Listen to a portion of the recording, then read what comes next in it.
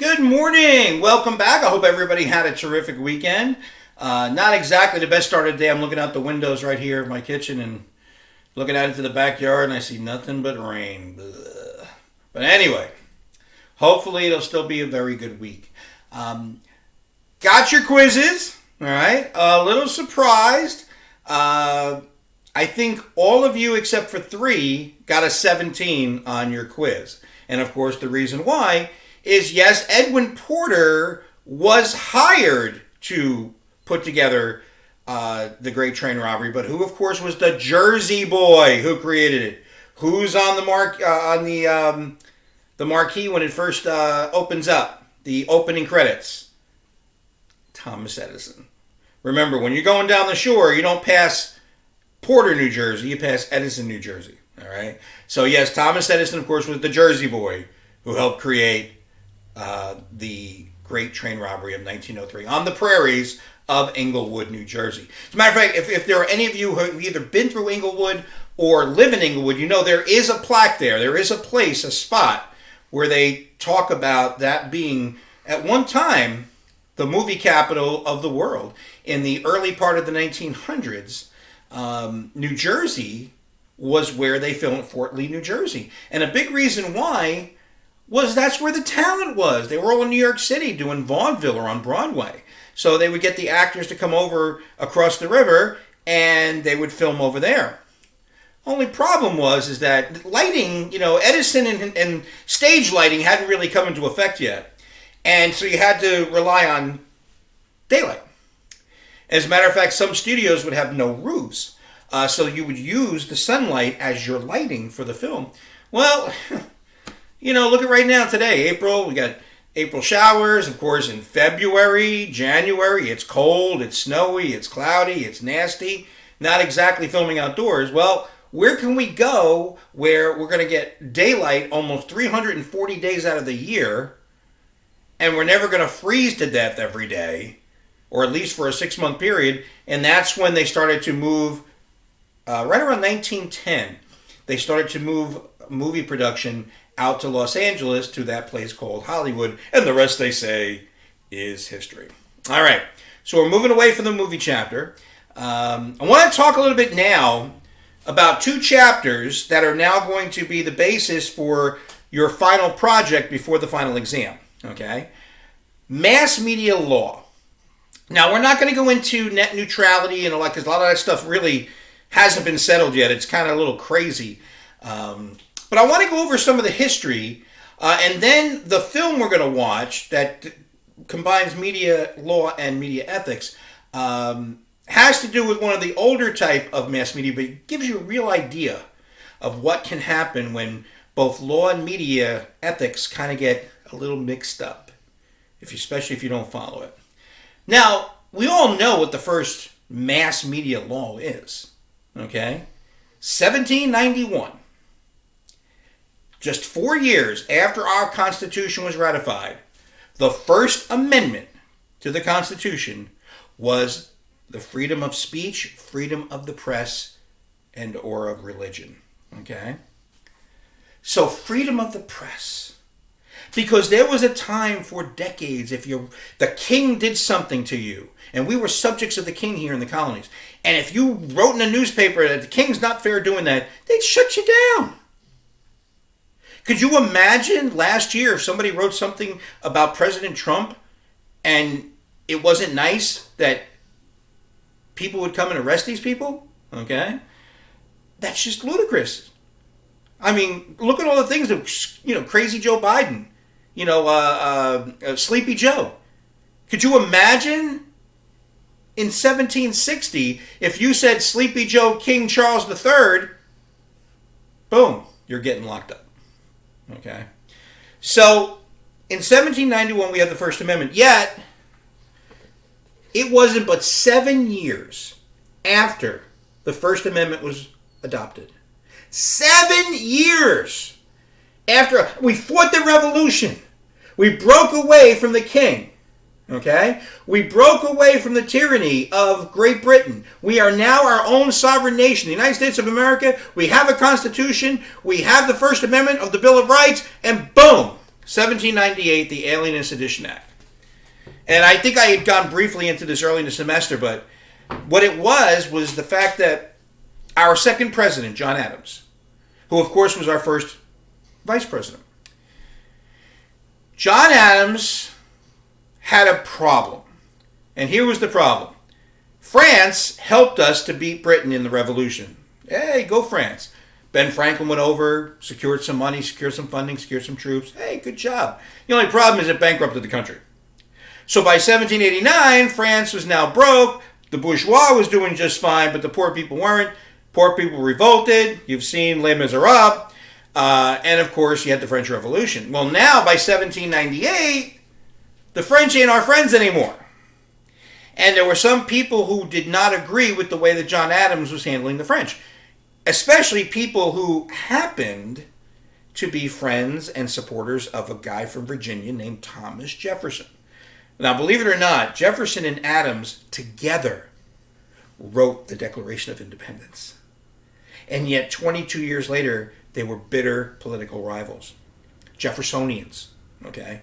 So, if you remember back when we did newspapers, that political press era, this was during that time. So Jefferson newspapers were putting all this stuff about John Adams, and there's a great scene in one of the best documentaries, historical documentaries I've ever seen.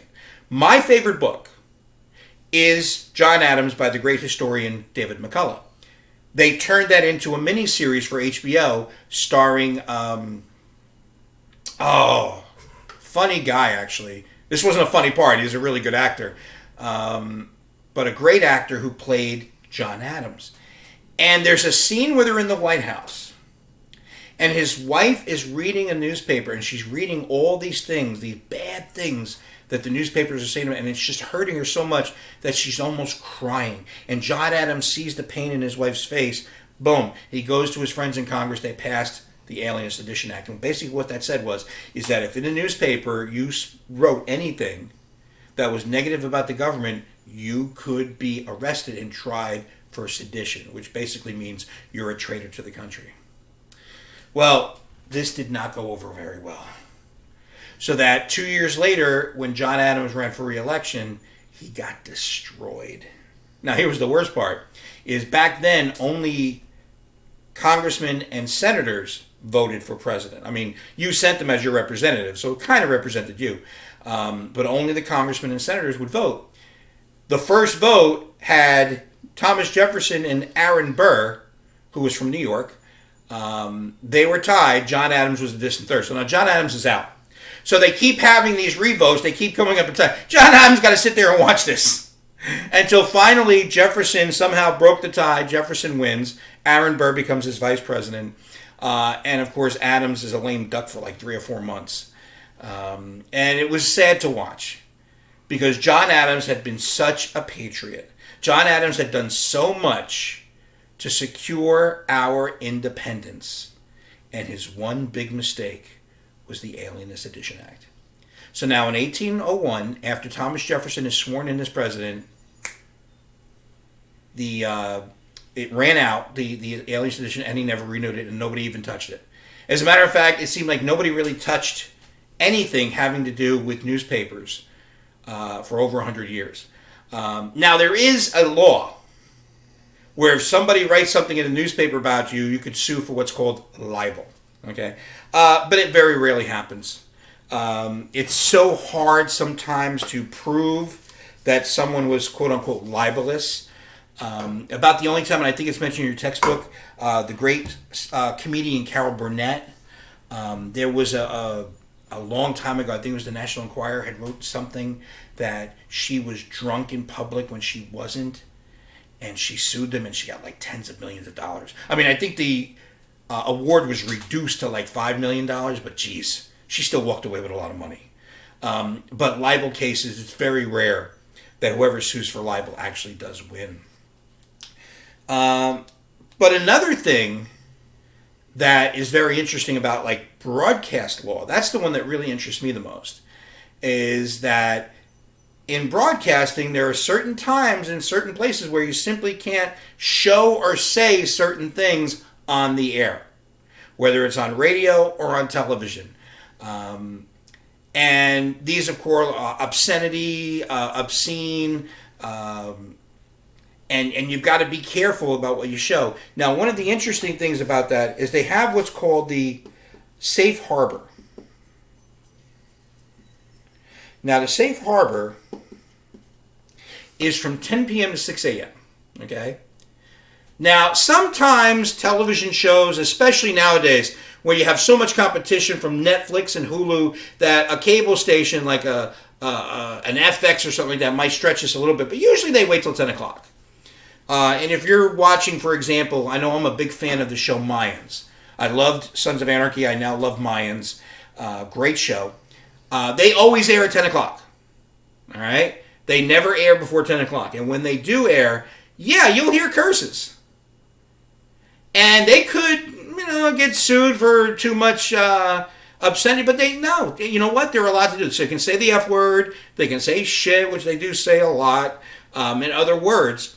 But they can do that because it's between what they call the safe. This is when children are typically not watching. Okay? This is why, for example, some of you may know of a guy on the radio at Sirius by the name of Howard Stern.